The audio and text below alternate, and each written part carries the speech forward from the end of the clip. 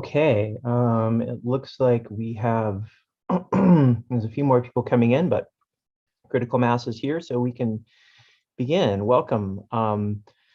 This is the penultimate talk for the Sound Studies Institute this year. So we're coming at you from Amiskatche, Waskahagan, sometimes known as Edmonton, Alberta, which is on Treaty 6 territory.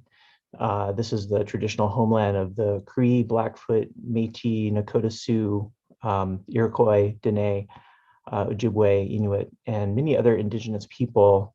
Sound and music has been heard here, created, celebrated for thousands of years by many diverse First Nations and cultures. And tonight we're proud to humbly add our sounds to this history with respect and solidarity. So if you're here for the first time, Sound Studies Institute, or SSI, is a research institute at the University of Alberta. We celebrate and are interested in all things sonic. That includes sound from the point of view of artistic exploration and performance, but also non-artistic understandings of sound, human and non-human. And we have researchers in many different areas of sound, and we're really proud of our interdisciplinarity in that sense. Now, I know some of you know that in these days, the medium of sound exists in a number of different ways as artistic media, right? So in music, we talk about the very specific kinds of sounds that form melodies and harmony and rhythmic motion and other attributes that we assign to music. But sound is also an artistic medium that can operate outside of that more formalized, quote unquote, language of music, or languages of music, I should say. So sounds can operate as signifiers that refer to specific objects or ideas or concepts, but they can also be beautifully abstract and non-conducive to easy translation and description. So it's in this context of sound art, but also listening practices as kind of as an artistic practice, that I'm really pleased to welcome Regier Art Buller, who is a Fulbright Canada Research Chair in the Arts and Humanities, and also a CoLab Research Creation and Social Justice Collaboratory Artist in Residence. So we're co-producing this event with CoLab this evening. And we have adopted her into sound studies as well, understanding that she's interested in sound. So she serves also as professor of visual arts and design at Bethel College, where she also serves as director of the Regier Art Gallery, and she's also the chair of the Faculty of Art and Design. She's a feminist art historian, a visual artist, and a mother of three, intersecting roles addressed in some of her scholarship, including her books, Reconciling Art and Mothering, from 2012, and Inappropriate Bodies, Art, Design, and Maternity from 2019, which was edited with Charles Reeve. She is a certified practitioner of deep listening, and her current research creation project is an inquiry into listening as artistic practice. Over the past few weeks, I have had the pleasure to get to know Rachel, who, like me, is an avid walker. And so we've enjoyed quite a few walks together at this point, and we've listened to the city of Edmonton and talked about our experiences listening while walking. So I'm really anxious to hear her thoughts on this subject this evening, and her talk, Winter Walking and Other Scores, Listening as Artistic Practice. So let's welcome Rachel Epp Buller. Thank you, Scott. I'll go ahead and share my screen. Yeah, thank you for that great introduction, for the invitation to present in this series, sort of motivation to get some thoughts into writing on paper. And thank you all for being here tonight. I see a lot of familiar faces and names in the audience, so that's great to see. While we're on the topic of thank yous, I'll extend a few more thank yous to the Fulbright Commission for their support of my work, the History of Art, Design, and Visual Culture Department and the CoLab for hosting me this semester, Patagonia for their sponsorship of my walking, and all the people who have walked and listened here with me the past 2 months. I'm a guest here this semester, and like I'll discuss in this talk, I'm aiming to listen as a guest in Treaty 6 territory. So we'll begin with a score for winter walking. 1. Go for a walk every day. Listen to what the snow, ice, sun, wind, trees, birds, structures, and beings tell your body about this place. Keep listening. I wrote this score for myself before I arrived here in Edmonton at the beginning of January, and I've been following it every day since. Today was day 76. Sometimes I walk with other people. A few times I've walked with groups. Other days I walk by myself. Each day I aim to listen and to keep listening. Many days I listen to the snow and ice, noticing how changing temperatures alter the consistency and the sound, squeaking or crunching, cracking or slushing. I listen with my ears, and I listen with my feet. Maybe even my eyelashes listen to this place when they freeze with the condensation from my breath. What I'll discuss this evening explores listening as artistic practice. It's the topic of my early stage book, Acts of Listening, Art and Relational Attunement, and it's a topic I'm exploring through writing and drawing, walking and stitching, bringing together my trainings as an art historian, a visual artist, and a deep listener, which I'll discuss shortly. So here is my proposal: that listening is not just an action, but an orientation, a way of being in the world, a reciprocal gesture that invites relationality. That listening can be carried out not just with our ears, but with our whole body as a means to forge these relational connections. And that specific artistic practices and gestures enact and facilitate this relational listening. I'm thinking here with the histories of deep listening, feminist and indigenous listening, and the slow movement. And I argue that an expansive understanding of listening with our hands and feet, our gestures and movements, position us to better attune to human and more than human others. So in what follows, I'll be giving examples of ways to listen through artistic form and ways that artistic forms facilitate listening. And I'll come back periodically to the idea of a score as a prompt for action, generative instructions that might help us attune differently to those around us. I think this should take around 45 minutes, after which I hope we can have some discussion. So why listening, and what do I mean by listening? As an audience for a Sound Studies Institute presentation, many of you are well-versed in listening and practiced in the demands of listening. But I would venture to say that the same does not hold true for everyone today. There is not enough listening in our world, or rather, there is not enough good listening, relational listening, or what Salome Fogelin calls careful listening. There is plenty of its opposite of careless listening, like eavesdropping, or malicious listening, like surveillance. But with Fogelin, I am focused in this project on a work that provokes, engenders, demands, and also generously lends a listening bound up with an attitude of care. This kind of listening is a way of thinking and doing, a way of being engaged with others. Not all listening is created equal.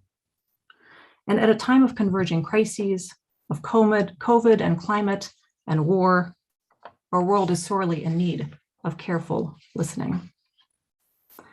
But first, maybe a bit about how we listen. For those of us who can hear, we listen with our ears, of course. We cannot close our ears, and so we are listening all the time, or rather, we are hearing all the time. For hearing and listening are not the same thing, even though the terms are often used interchangeably. Pauline Oliveros differentiated the terms this way.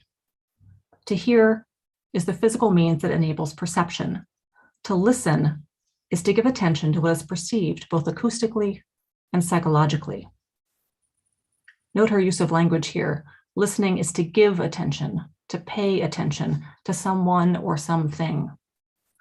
Listening here is both an acoustic, sound-related, and psychological form of perception, meaning that there is more to listening than sound. Attentive listening incorporates not just hearing, but sensing, feeling, perceiving, a social and emotional awareness that in its best form enables understanding. And this expansive idea of listening means that we listen not just with our ears, but with our whole bodies. Again, here I look to the pioneering work of Pauline Oliveros, a musician and composer who, as an educator, wanted to find ways to make music, the act of sounding, accessible even to those who identify as non-musicians, and developed what she called sonic meditations and the practice of deep listening. She used the word deep to mean various things. Deep connotes complexity. Deep means moving beyond boundaries or beyond our usual understandings. Deep reflects expanded perceptions. Deep may necessitate taking a great deal of time. And so when combined with the word listening, deep listening, we come to a listening that is complex, that moves beyond, broadens, expands our usual definitions, and that demands an investment of time. As a composer, Oliveros wrote scores, but rather than just notes on a staff, many of her instructional scores are primarily text-based.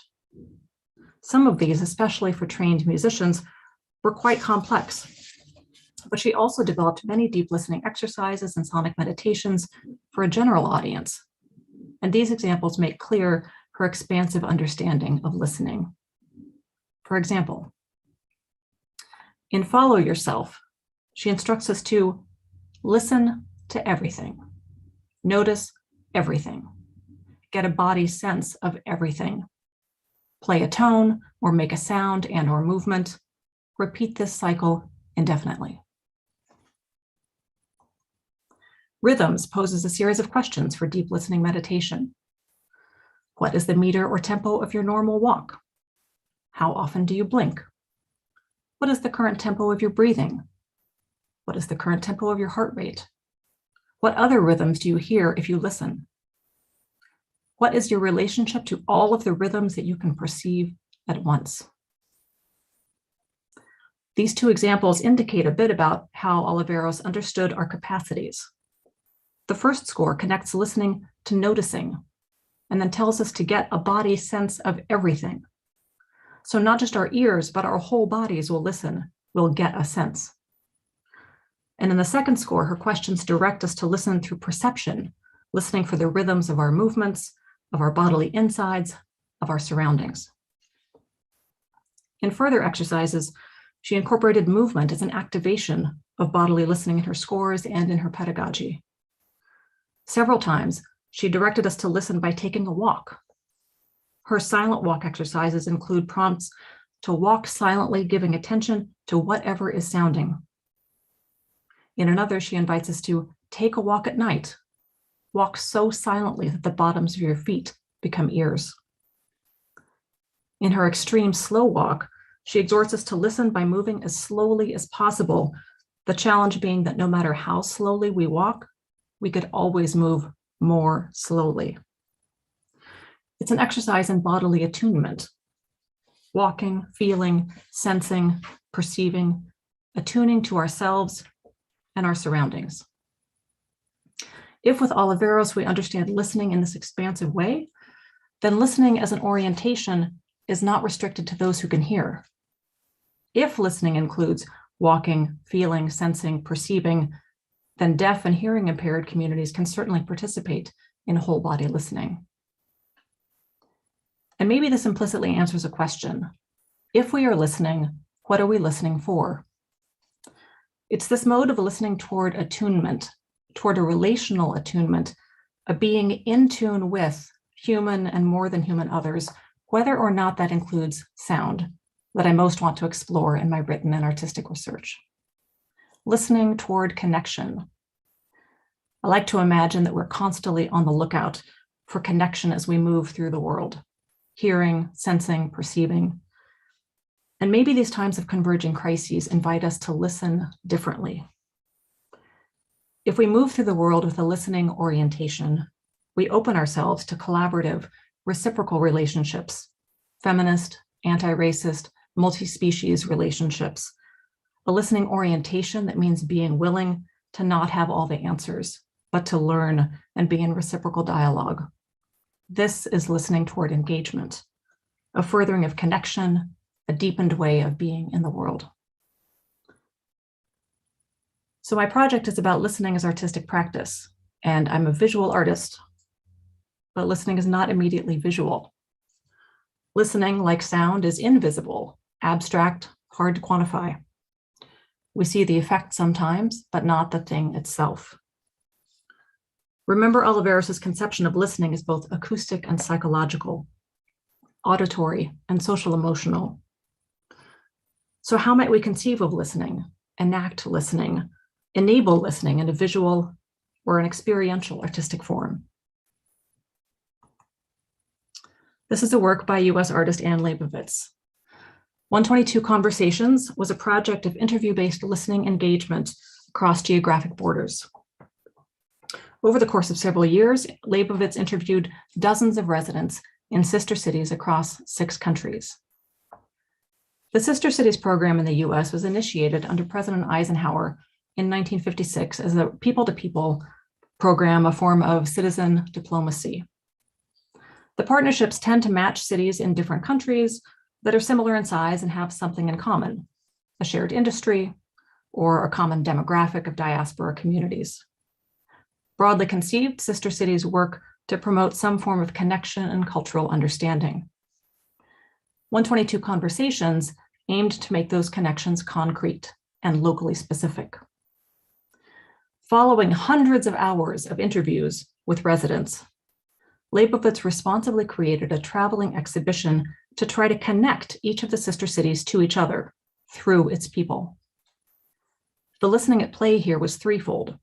First, the artists worked to listen attentively to each of her participants, to tune into them, to begin to know them as they responded to a set of scripted questions. Second, her visualization of listening through a series of long painted scrolls, layering color and writing and mark making as responsive reflections of each interview. And finally, her creation of participatory elements for the traveling exhibition to engender more listening. In each of the cities, residents young and old visited the exhibition and contributed to it with marks and messages, telling something of themselves for their counterparts in the next city. Leibovitz's acts of listening invited and facilitated the furthering of relational connections across distance. Looking to early 20th century philosopher Martin Buber, Leibovitz sought out what Buber termed I-thou moments. These moments happen when one gives total attention to another, and in doing so, sees oneself as no longer separate, but in relation together. Within contemporary art discourse, 122 Conversations could be framed as dialogic art, a term developed by Grant Kester in his 2004 book, Conversation Pieces, to speak to socially engaged projects of creative dialogue across boundaries. But in prioritizing the I-thou moments, moments in which we recognize our shared connection, Leibovitz invites us to focus less on the dialogic exchange and more on the practice of listening. Her focus is not on the dialogue, but on the act of listening as receptivity, both in the ways she listened and in the ways she created conditions for continued participatory listening toward a goal of understanding and connection. The connections she fostered through this project are a prime example of what art critic Susie Gablick first termed connective aesthetics. In surveying the landscape of contemporary art in the early 1990s, Gablick saw a move happening among artists away from strictly visual concerns and also away from the modernist focus on the individual artist, isolated in the studio. Under the term connective aesthetics, Gablick anticipated a rise in contemporary art that could enable audience experiences of listening toward a relational attunement, although she doesn't use that word. The work Gablick was most interested in writing about, and which she predicted would continue to expand as a genre, centers what she terms a relational self, at play in artistic projects that invoke listening as interaction and reciprocity. She called for greater relational interdependence and interconnectedness through contemporary art, and her language makes this clear. Look at some of the words she uses in this passage. Deeply embedded in the world, connectedness, healing, interaction, relating, weaving together, reciprocity. The art she's championing is not the art object made in the studio and passively observed from a distance.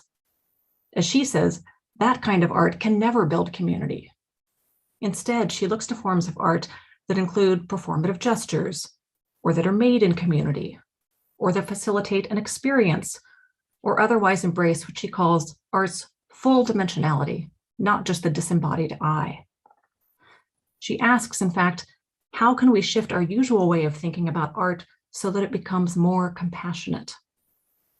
And while she mentions listening, it's clear from what she describes that she doesn't intend just a reference to acoustic listening, but understands listening as a process of interacting, perceiving, sensing, attuning, the psychological element of listening that Oliveros described, a whole body listening through artistic practice with a goal of relational connection.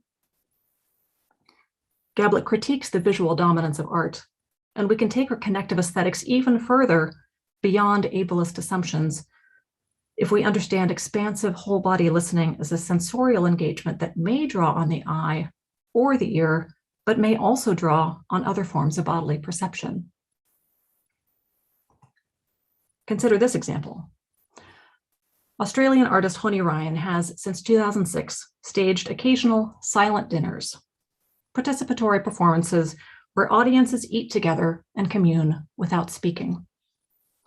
Guests arrive and mingle over drinks without conversation. They're seated in silence at tables beautifully set. The meal is prepared and served and consumed without words. Eliminating speech, a specific sound, heightens other forms of relational perception, sight and smell and touch. And yet eliminating speech does not eliminate sound, for of course these are not in fact silent dinners. The scraping of chairs, the clatter of dishes, the chiming of silverware in use, all of these functional, accidental, formerly background noises suddenly come to the fore as a soundscape, much like the sounds that created John Cage's performance of 4 minutes, 33 seconds, where he sat at the piano silently for that duration of time and allowed the audience's coughing, murmuring, shifting in their seats to become the sounds that created the piece, changing with every performance. Ryan's carefully curated dining experiences invite participants to listen differently. By eliminating certain expected sounds, she sets the stage for whole body listening, shifting forms of sensory engagement. Done in the context of a shared meal, Ryan invites listening toward relational attunement or a connective aesthetics between guests. Gablek's connective aesthetics is a feminist mode of engagement, prioritizing artistic modes of collaborative, generative, responsive listening that, in their very form, interrupt structural hierarchies of power and privilege. We see this at play in the silent dinners. By disrupting expected patterns of communication, Ryan strategically forces diners to engage in new ways, defamiliarizing a commonplace ritual, the dinner, and asking us to attend to what else becomes noticeable when dominant modes of engagement, spoken conversation, are removed and other modes of communication become centered. There's a link here, I think, between practices of whole body listening and the different forms of conversation proposed by 1970s feminist consciousness raising groups in the US and the UK. In these groups, women came together to share in ways that similarly worked to decenter dominant modes of conversation. They listened to each other's experiences in the hopes of discerning commonalities among them. A growing recognition that individual experiences in fact reflected structural, systemic, cultural biases. Italian feminist groups at the same time began a practice of affidamento, or entrustment, an intentional being in relationship in which one woman uses her skills and interests to open space for another. In this case, the practice was not about finding commonality, but about an intentional, attentive listening through difference, practicing commitment through difference in relationship, and harnessing that listening to make space for the one listened to. At its best, both of these practices of feminist listening privilege listening in relationship and listening to connect over listening to respond. And also, it is an activist listening, a listening toward change. These practices of feminist listening disrupt patriarchal patterns of communication, of who speaks and who is listened to, and to what end. Indeed, listening toward relational connection is in direct opposition to what Indigenous sound studies scholar Dylan Robinson frames as hungry listening. He uses this term to refer to the history of colonial encounters in a specific context. Among the Stolo people who encountered an influx of Europeans searching for gold, the word for white settler translates to starving person, to indicate those who arrived starving, hungry for food, and hungry for resources.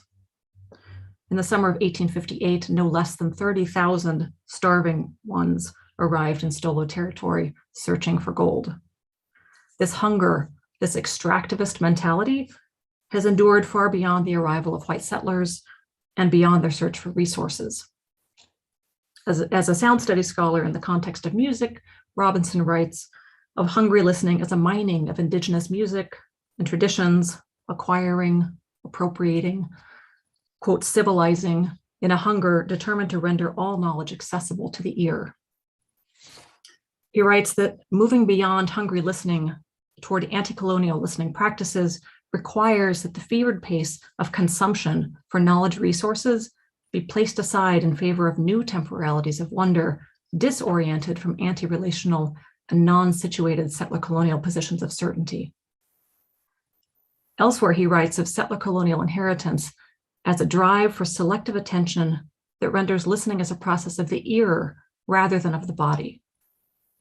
Settler listening, in other words, is not only extractive and determined to consume knowledge, but is also limited in its capacity, listening only through the ear, not through the body, what he terms anti-relational.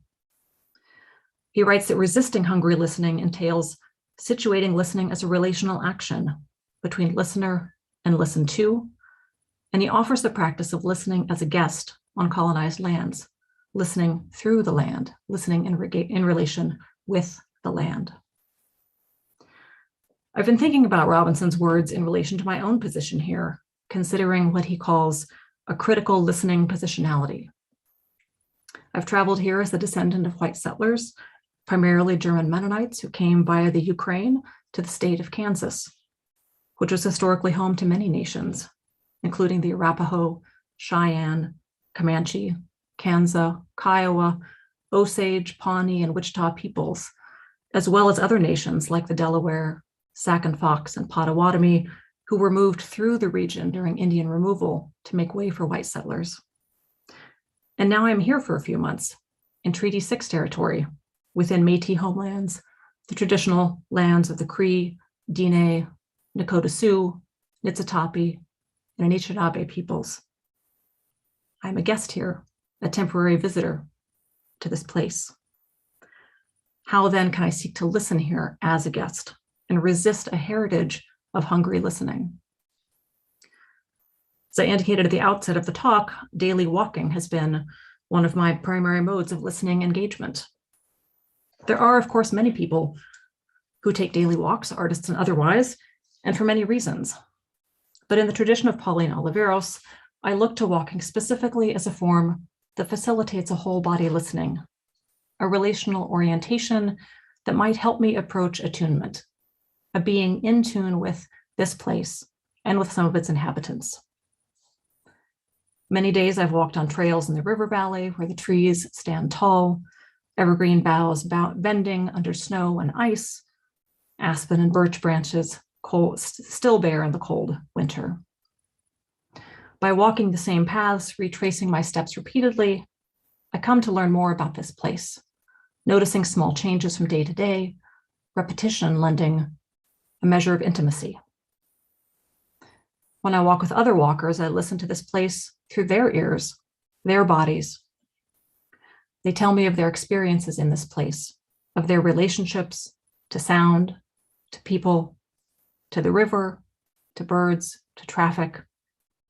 I listen to their memories of arriving in this place recently or long ago, of families raised and friends come and gone. And I notice how they listen, which senses they describe through their listening, and how they invoke their bodies in the process of listening relationships. Shortly after I arrived here, Sheena Wilson, a faculty member here and one of my hosts for the Fulbright Fellowship, introduced me to the work of Dwayne Donald, a professor of education here at the U of A, who leads River Valley Walks as a reparative gesture in settler colonial and Indigenous relations with each other and with the land.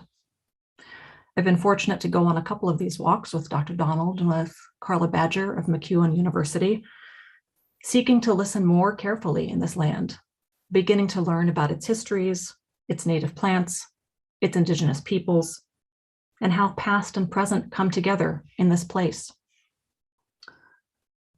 Dwayne Donald writes about the practice of river valley walking as a form of relational engagement between human and more than human.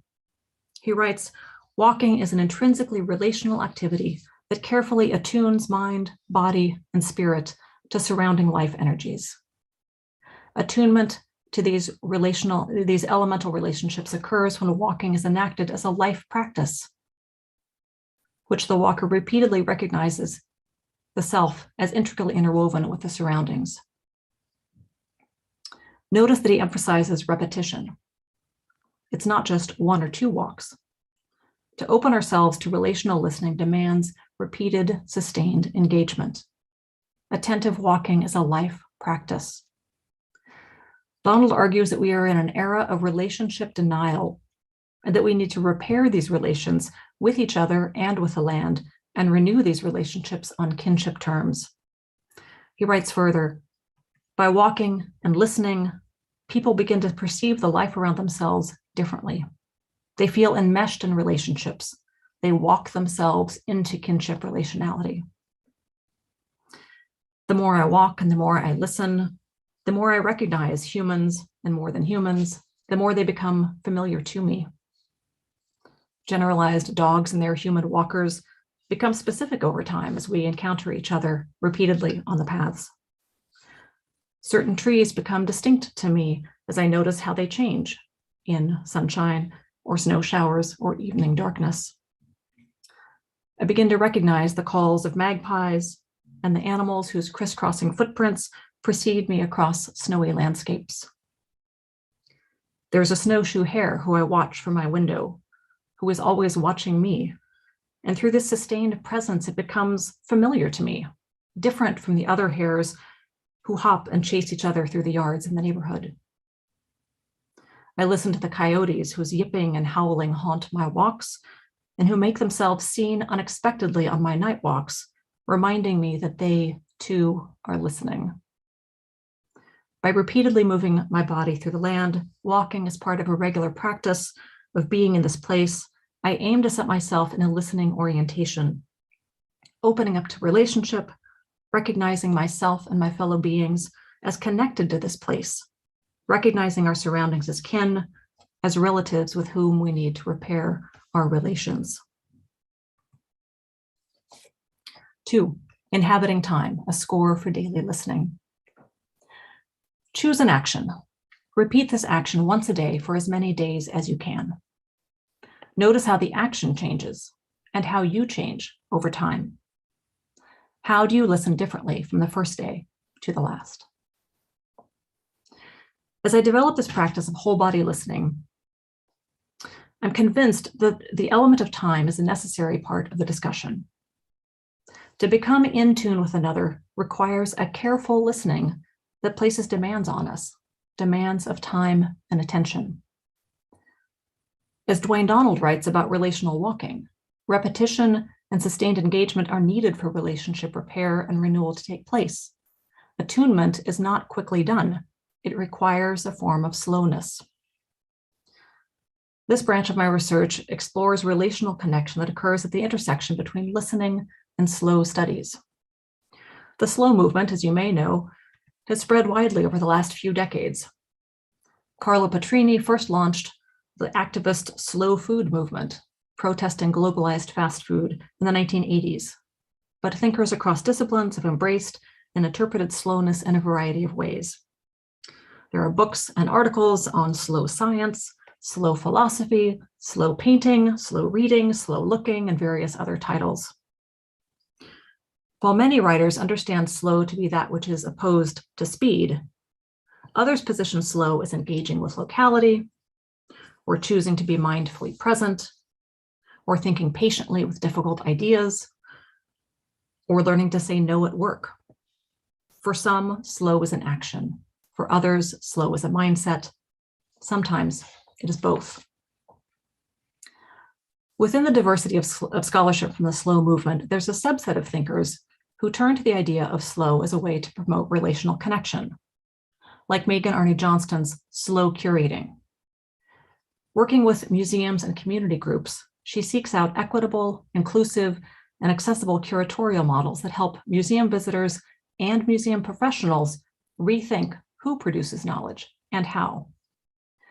Again, part of listening is about not having all the answers at hand and an openness to receiving new knowledges even from unexpected sources. Alison Mounts and colleagues propose collaboration in the academy as slow scholarship and a site of feminist resistance to patriarchal expectations of single authorship and ever-increasing productivity. Maggie Berg and Barbara Seawer, authors of The Slow Professor, focus on the relational potential of slow as they look for ways to return collegiality to the university. These scholars all prioritize relational engagement. Not all of them emphasize listening, though, and this is where I want to try to ferret out a productive intersection. I want to propose that listening as a mode of slowness not only addresses tempo, including speed, repetition, interruption, and duration, but also facilitates connection in ways that can be understood as a particular form of slow practice, specifically in terms of the time needed to be in caring relationship. I've been thinking about some compelling contemporary art projects that focus in the sort of foreground of this intersection of listening, care, and slowness. Canadian artist Joanne Purcell created a comic series, Disability Daily Drawn, as a way to grapple with and disrupt expectations of normative time. Purcell is the mother of a child with Down syndrome and mother to a set of neurotypical twins. And she experienced acutely the different ways that her children interacted with time, with the idea of being on time or on a schedule, or conceiving past, present, and future time. Over a 3-year period, every day, Purcell drew a 4-panel comic as a way to record and lean into the non-normative time of caring for and listening with a child with disabilities. In the comic shown here, we see a clashing of temporal experiences. The unseen mother attempts to impose the expectations of normative time on her daughter to get her out the door and to school on time, while Simone asserts a need to repeatedly question and process related information. Purcell articulates in drawing what in critical disability studies has come to be called crip time, a reclaiming of a pejorative term to define the world through the rhythms of the disabled person. In caring for children who inhabit contrasting rhythms of time, Purcell describes her experience of crip time this way.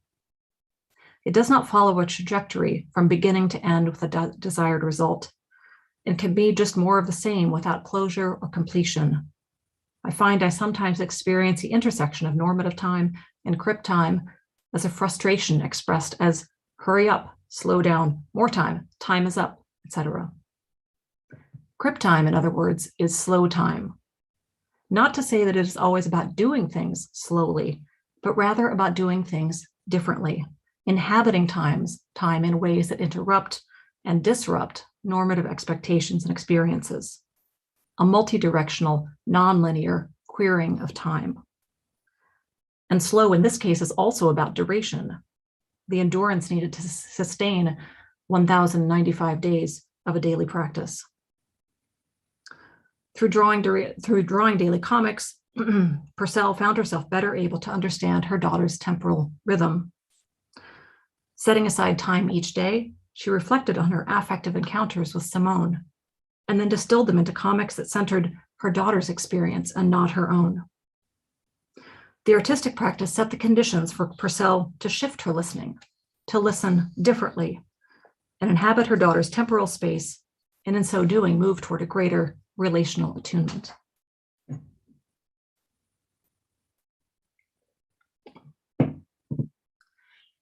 To embrace slow means to choose a manner of living and being that not only resists cultural norms of how we inhabit time, but also actively disrupts capitalist expectations of how we spend our time and to what ends. Slow is an embrace of non-productive time, willingly acknowledging that working to be in relationship, attuning to each other, has no capitalist benefit, no end product to be bought or sold. Surely the goal of acting in ways that build relations and devoting sustained attention to those relations should be recognized to have merit. Yet productivist mentalities are so ingrained in us that non-productive relations are an uphill battle. US performance artist Tricia Hersey has made this her ministry. Taking on the role of the Knapp bishop, Hersey claims the importance of slow in the form of regular pauses.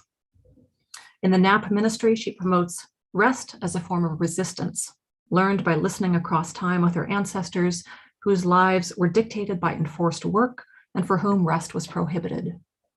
Slow time, or even cessation, becomes a necessary antidote to centuries of racial trauma and a mode that actively resists the work-based values of capitalism and white supremacy. On an individual level, a daily commitment to rest becomes a form of care for the self, separate from the lucrative self-care and wellness industries. On a broader level, her shared napping events become a form of relational community care, affirming the importance of rest and of the public performance of rest, especially for racialized bodies. Naps are a gesture of refusal, a commitment to care by insistently pausing labor, shifting our listening attentions to our bodies, our communities, as well as to historical legacies. In a similar vein, Jenny Odell's 2019 book makes a case for doing nothing, that is, regularly spending unproductive time not only to resist capitalist exploitation of our attention, but also to achieve greater relational attunement with ourselves, each other, and the beings who surround us. 3, teaching and learning, a score for shared listening. What knowledge do you hold in your hands? Consider what you have in your hands that another does not. Offer to teach knowledge to another. Ask to learn knowledge from another. Enter into a listening relationship by sharing knowledge through words and gestures. Repeat as many times as necessary. One path to listening toward relational attunement is in the sharing of knowledge through our bodies.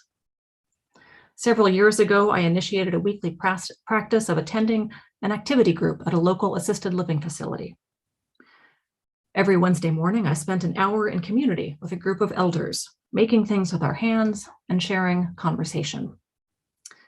Audrey, a 94-year-old resident whose hands you see here, mentored me in the art of crochet, patiently guiding my stitches and correcting my mistakes on potholders and washcloths. And while she was gifted at many kinds of handwork, which she had done for more than 80 years, each week she would tell me, "Oh, my hands just don't work like they used to." Many weeks she didn't even try to make anything, but would come join the group gathered and guide me in my learning. Maybe her hands didn't work how she wished them to, but she shared the movements with me that were automatic to her hands and invited me to listen. I learned through repetition over a period of many months. It was a durational engagement, listening in slow time. This kind of whole body listening through shared practices of handwork has a long history across cultures, which would be the subject of a different talk. Traditions of making, bodily knowledge like embroidery, crochet, sewing, quilting, have been passed down across generations in community and from matrilineal elders, from mothers to daughters, grandmothers to grandchildren, in long gendered traditions. When we share the knowledge we hold in our bodies, what Donna Haraway calls the patterns in our hands, we enact a physical, bodily listening.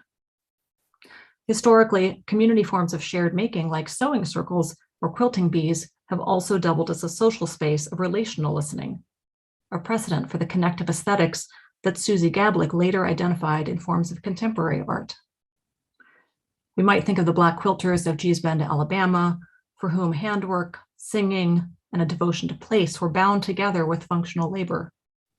Or in my own Mennonite context, where community stitching and quilting are often a means to live out an ethic of service. And sometimes shared handwork is activist, political, or a way to process grief. I think of the AIDS memorial quilt, begun in 1985 by Cleve Jones, that has now grown to over 48,000 panels. Family and friends cut and piece fabric with photos and text. Their shared stitches memorializing loved ones lost to AIDS. Or Emily Jassir's memorial to 418 Palestinian villages, which were destroyed, depopulated, and occupied by Israel in 1948, made in 2001. A refugee tent adorned with the names of the lost villages. For this project, Jassir opened her studio in New York and invited fellow Palestinians and Israelis to come embroider the village names that she had stenciled onto the surface of the tent. Over a 3-month period, 140 participants socialized as they embroidered, telling stories of the villages erased and sharing memories of living in a particular place. Some had witnessed the destruction of these villages. Some had grown up in the remains of the villages. Jassir's title indicates her intention here, to create a memorial, a remembering. And while the tent as an object functions as a memorial, it was the process of collaborative handwork that activated the remembering. Stitching in community facilitated the remembering and enabled relational listening by opening a space for the sharing of memories, both difficult and joyful. While we're left with a tent as the end result, what we can now only imagine is the more important work that happened during the making, the shared remembering and listening that occurred side by side, stitch by stitch. 4, score for epistolary listening. Write 1 letter by hand every day. Walk to a postbox to mail the letter. A final branch of my project that I'll mention this evening considers the artistic epistolary gesture as an enactment of relational listening. The score here is one I set for myself on March 15th, 2020, as a grounding daily practice in disorienting times. Everyone here will have their own distinct memories of those early days of the pandemic. Children came home from school and stayed home. Students were told to pack up in a hurry and leave. School went online and some jobs did too. We stayed indoors to try to flatten the curve, unsure at that point if it was safe to leave the house. I suppose that in moments of uncertainty, we turn to what is familiar. I've always been a letter writer, and so I set myself a daily action, one concrete thing to do that could be the same every day, even as the world constantly shifted around us. I marbled paper in the backyard and used it as stationery, writing 1 letter to someone each day and then walking it to a mailbox half a mile away. I began with no idea of how long I would continue this daily action. When by July I'd marked 100 days, it seemed monumental, but the pandemic kept going, and so I did too, concluding the practice at the 1-year mark in mid-March 2021. Mailing out gifts of art and words on my daily walks to the post office became for me a practice of casting out listening, like a fishing line, a series of attempts to maintain connection amidst isolation, or reaching out with no expectation, only a hope of reply.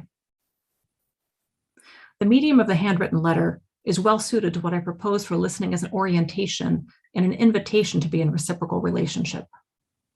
Letters, by their very nature, facilitate a slow form of connection. By writing a letter, we ask to be listened to by someone else. And in the act of sending a letter, we implicitly offer a reciprocal listening, that if you listen to me, I, in turn, will listen to you. a regular epistolary mode of communication materializes Gablick's proposition of a connective aesthetics. Letters allow us to listen, to sense, to become attuned to our correspondents. In reading their words, we hear their voices in our heads. We recognize them through the individual script on the page. We come to know them better through their particular choices of pen and paper. We listen through our bodies in both the writing and the receiving of letters, in the physical gesture and its material forms. This epistolary attunement is inextricably linked to the time involved. We write by hand more slowly than we speak, and in slowing down in this way, I think we often take more care with our words, carefully choosing which words to commit to the page. There are also different ways that we form our words on the page, the visible way we can see if something was written quickly or slowly, the trace of the hand, of the moment, each of these things grounding us in the temporality of the written gesture. And for epistolary listening to be reciprocated, slowness is inevitable. The anticipatory gesture requires waiting and delay built into the transit of postal correspondence that forces us to pause and anticipate.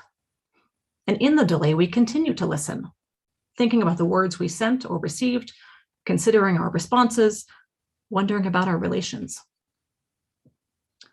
Not all letters need to be written, though, to impart the invitation into relationship. In fact, examples from ancient societies indicate that letters were often intended to be delivered in spoken form, a performance of both public and intimate address. Among the ancient Greeks, even private letters were dictated to a scribe and read aloud in a low voice when received. Contemporary artists, too, turn to the letter form in ways that move beyond the handwritten gesture of words on a page, even as they maintain the reciprocal invitation to participate and listen. US artist Krista Donner's Dear Human project, finished just last year, translates the epistolary gesture through sound and movement as a way to facilitate listening and connection to more than human relations. Working with the staff of the West Ridge Nature Park in Chicago, Donner wrote a series of letters addressed to humans, writing speculatively on behalf of the multi-species inhabitants of the nature preserve, pond, insects, trees. Donner recorded the letters as audio and invites participants to listen as they walk outdoors. Her risograph brochure includes a map of paths to walk in the park, but she makes clear that one can participate in these audio walks from anywhere, connect online, and listen to the spoken letters in any surrounding that might alert us to the beings with whom we share space and help us find commonality. In a letter from the pond, these words address us. Take a deep breath in and feel the tiny droplets of moisture all around you and inside you too. Breathe out and feel the liquid in your body evaporate into the air above us with each breath. We are made of the same water. Water borrowed from the skies, from the rivers, from the winds. Through millennia, the water that inhabits your body has been through the Mississippi, in icy mountaintops in Argentina, and in plant cells in Nepal. The water in you remembers all these journeys. As you mingle with other molecules, find your own strong memory of water. Feel its temperature and weight. Find the smell of it. Donner's multisensory proposition encourages a whole body listening with ears, eyes, nose, feet, hands, movement that invites us into a greater attunement by seeing ourselves as part of an ecological system and into awareness of a reciprocal relationship where the behaviors of one necessarily impact the other.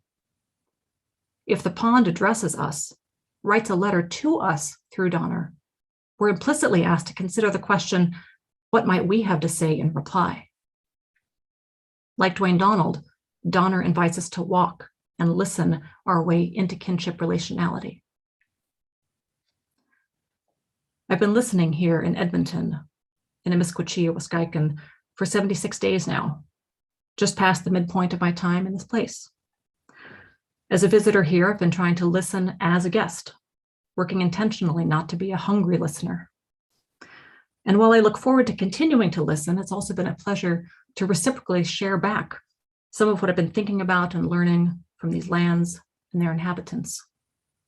I'll leave you with one final text score, which maybe you can take with you as we approach the change of seasons, depending on where we are, as a prompt for relational listening. Go for a walk as one season nears its end and another begins. What changes do your eyes, ears, mouth, nose, feet, and hands notice? Who else is listening with you? How does their listening and sounding change with the seasons?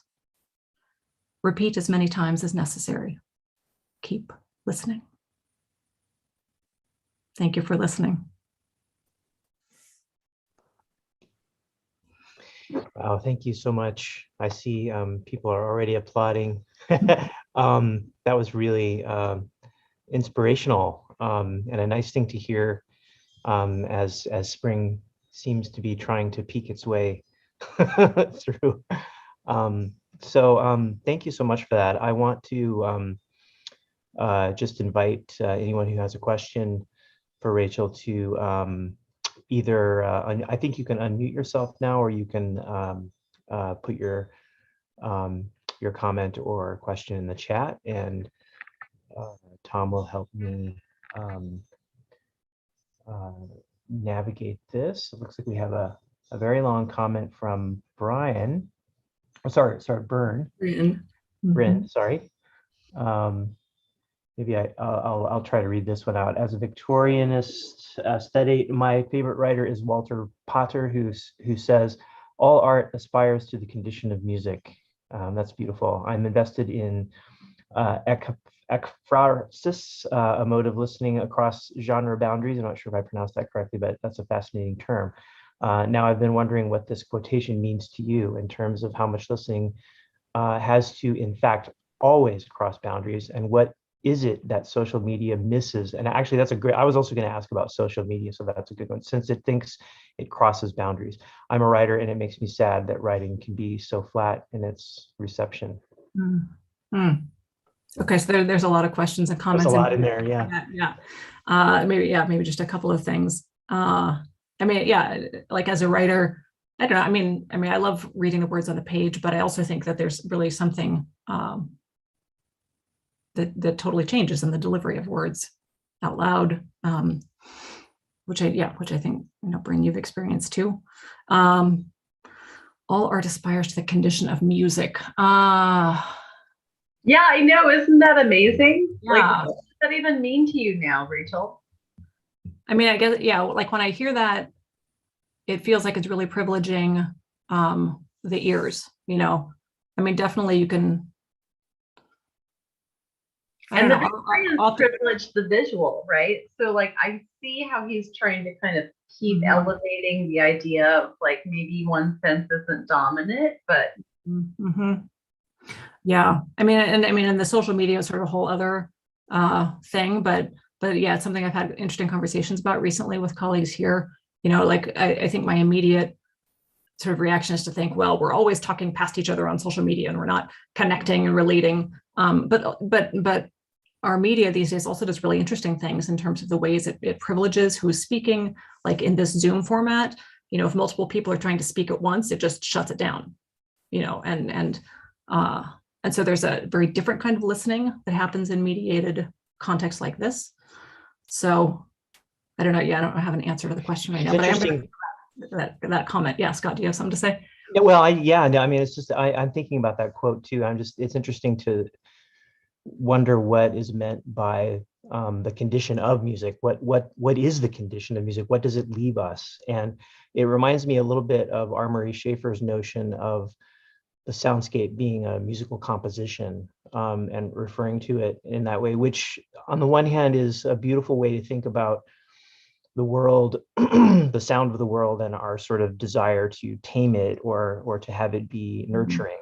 But it also points out this kind of 19th century notion of beauty, and perhaps there's an implication that music is about beauty, which is not always the case, right? And in fact, sometimes music can, as we saw last week, with the talk that Laurel Parsons gave about Pade's piece and the sound of trauma, and whether or not that existed in that music. But yeah, it's a really interesting. I'm just commenting. I don't have an answer to that, but it's a. No, I think part of what's so interesting there is also that, like, you know, like what follows Pater is ultimately kind of Wagner, like where you're like what Pater thought was that like listening was somehow unmediated, that like vision is about like a kind of like, you know, discipline to like what he thought everyone shared, and that music was somehow unfiltered in this way that was somehow special. But I think, as Rachel's pointed out, like one of the things that's so difficult about listening is actually like keeping perception in mind that everybody doesn't receive listening in the same ways. And like, you know, when you get to Wagner, then you have like somebody who's like being heard as, you know, like Nazi in some way. And so I think that quotation is so difficult for me because I also always hate the quotation about like dancing about architecture is about, I don't remember what the quotation is exactly, but that writing about architecture is like dancing about music or something. And I'm like, yep, that is what we're interested in, is these crossover genres, and like how you have to ask yourself, like, what is at stake with doing this as a song versus a artistic piece versus a piece of prose. And so with Rach, I think one of the things that it makes you think about too is this idea of like, if you don't use all your senses, if you privilege one sense over the other, what is it that you're missing? Because I think, I mean, I love Pater, but I think he is privileging hearing in this way that's really mystical in a good and bad way. So yeah. Mm-hmm.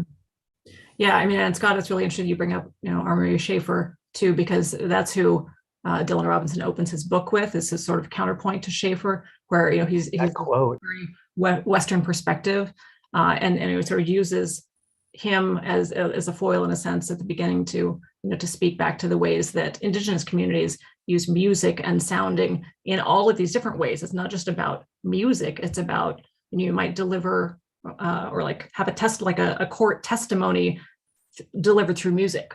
You know, that's about history and tradition and and even potentially the law in a way that wouldn't be recognized in certain Western contexts. So, you know, much more broad than the ear that a Western context perceives of listening, or it perceives of music and sort of sounding in that way.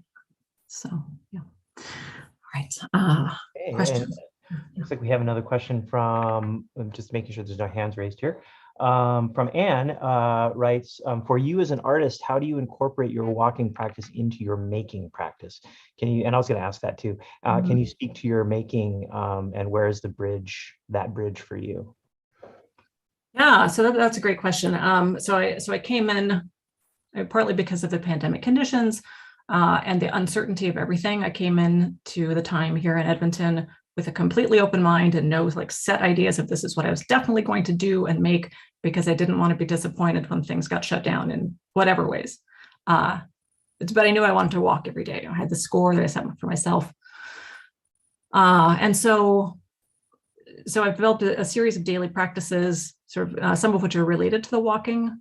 So every day I'm making an accordion fold book, a sort of a responsive reflection of the walking, of sort of the idea of a path. Those will eventually be stitched together in a long installation. So it's not a depiction of the walking per se, but it's sort of a, conceptual representation of the 100+ days of walking that will happen here. Unrelated to the walking, I've also been working on a series of letterpress prints in the print studio. That's been great to have access to, because it's something I don't have access to in my institution at home.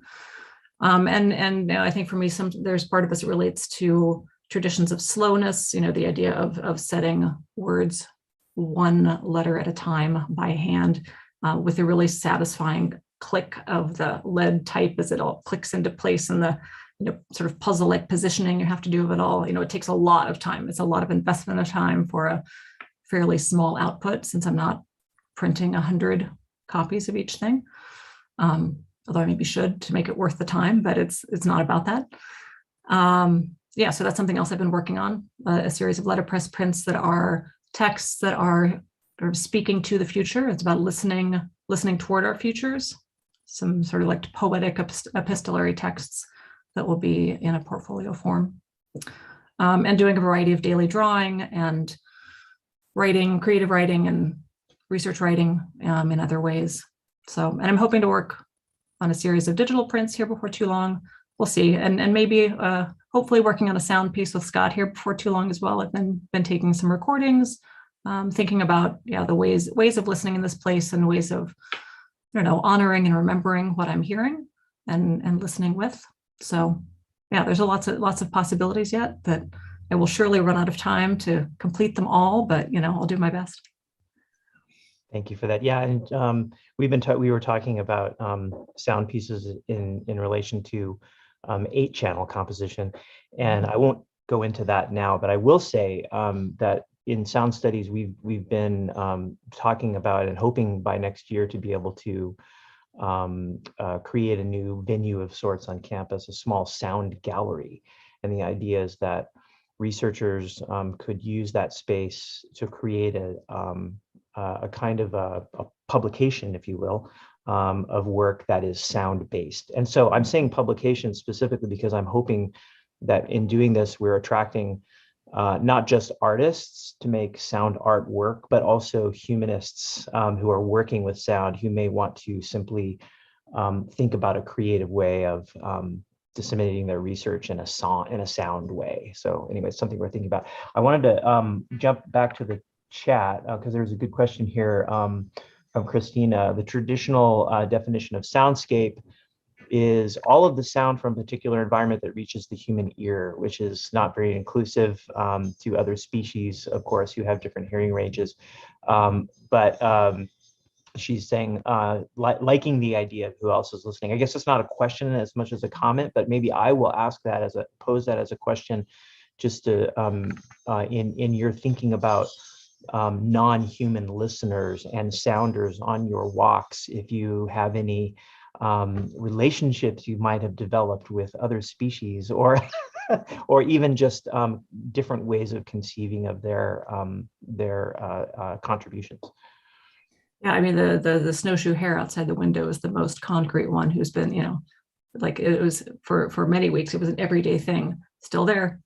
I'm still watching you, you're still watching me, and we're like, having this moment, or every time I look out the window, there you are, and here I am, and it felt very much like this expectation from both our parts of here we are.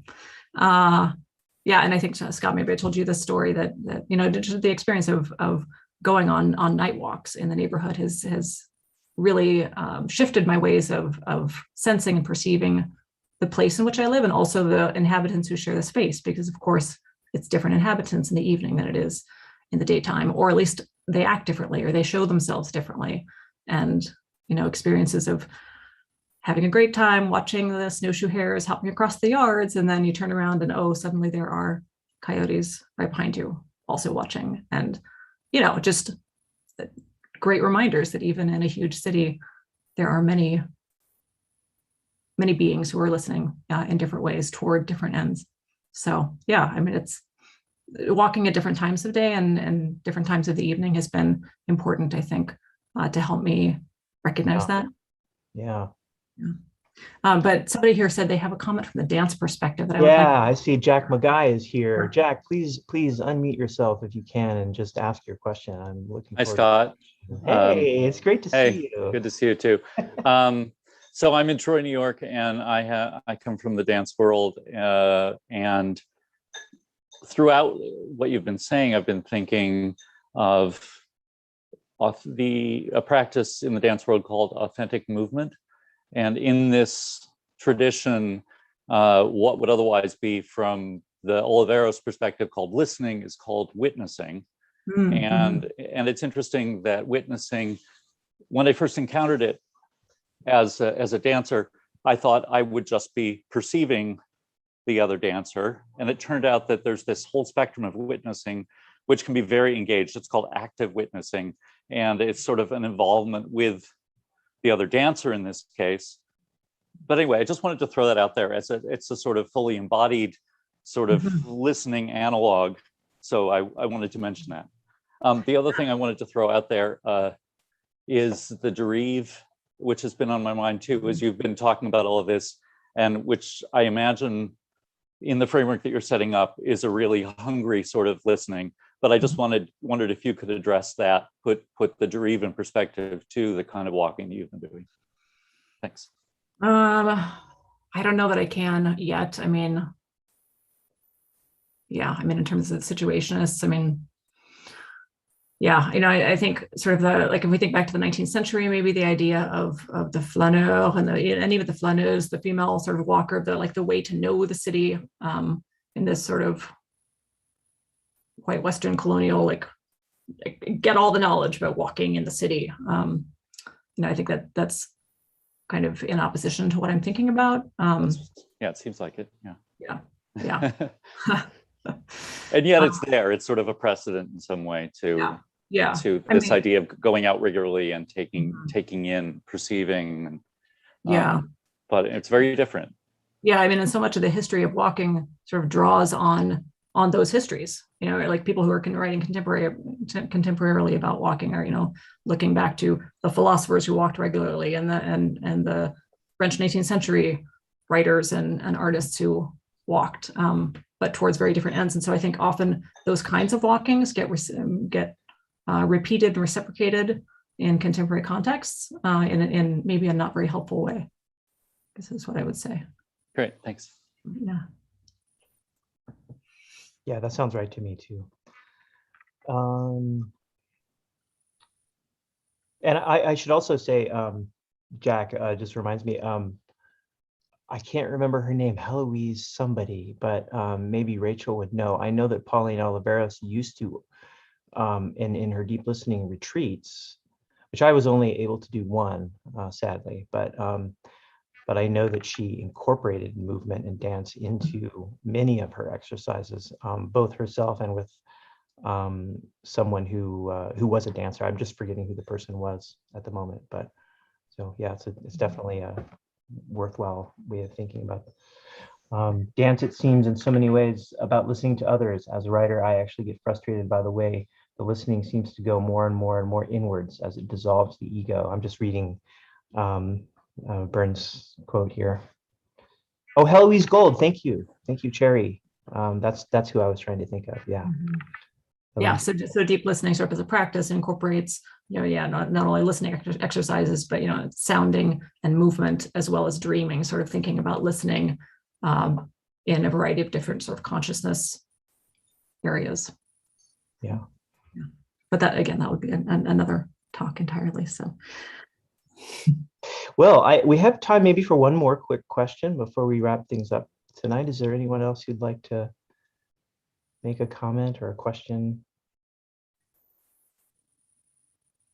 Okay, well, dreaming as listening is your next talk. I think that is perfect. Yes, and dreaming, of course, Ione, Pauline's partner, continues her work in dreaming, so that's another really good comment. Thanks so much for. And I see a couple other comments in the chat. Please take a look there. Yeah, and I guess I would just say on the topic of dreaming that it's been really helpful to think about listening in that context as a way to encounter people from another time or place. You know, that like if I have a dream about when my children were very small, it's a way, like I would now come to see it as a way of like a re-remembering. You know, Pauline always said, remember to listen. And it's like, it's this sort of lovely listening to when they were little that is no longer the case in this present reality, but I can, you know, through dreaming sort of encounter them again that way, or with people who have passed away, you know, to encounter them again and listen in that way. You know? Yeah. And I saw, just in seeing the chat roll by, I just want to say one more thing. Krista mentioned Evelyn Glennie, who is a percussionist who is deaf, and who has proven to be able to operate as quite an amazing artist in that context by feeling what she does. And I can say I was privileged to be able to actually see her perform once many years ago. She did it was a snare drum concerto. with the Cincinnati Orchestra. I forget who the composer was, but it was really neat to see her up there. She was right on stage, right in front of the orchestra, and you could almost see her feeling the sound and being locked in. It was really quite a beautiful moment. So, well, yeah, and I would just say on that sort of similar wavelength, not to pun that, but Christine Sun Kim, also a deaf sound artist, who's given talks about how for people who are hearing impaired or who are deaf, sound expectations of the hearing community really dictate their lives. Yeah. In ways that they learn from a very early age not to make certain sounds because they're inappropriate for the sounding people around them, and even if you can't hear the sounds, so it's a little bit different than what Krista's writing about, but I think that's an interesting thing that I want to pursue a little more, thinking about the ways that listening, hearing, sounding is experienced by people of a variety of abilities. Yeah. Okay, well, thanks everybody. And just to answer the one question in the chat about the recording, we usually do post a recording of the talk afterwards once everyone has approved of it. So that will most likely happen. So you can just visit our YouTube channel or visit our website, soundstudies.ca. We usually link those things pretty quickly after each talk. So you're welcome to visit there. And I also want to just remind everybody that there's one more talk left in the academic year on April 6th, 2022. We'll have Horace Maxille Jr., who is a music theorist, teaches at music theory at Baylor University in the United States. And he's going to be here giving a talk called Musical Signifying, Examining Aesthetics of Homage and Play in Selected Works by Black Composers. So I hope you can come and see our final talk of the year. Thank you so much, Rachel, for this. Just, as I said, inspiring talk, and really quite enjoyed it. And thanks everybody for coming. Please feel free to unmute yourselves and make some noise, some Zoom noise. Yay! So good. Love you, Rach. Thank you, Rachel. Thanks, Rachel. Thank you for being here. Thank you so much, and we'll see you all next time, and have a great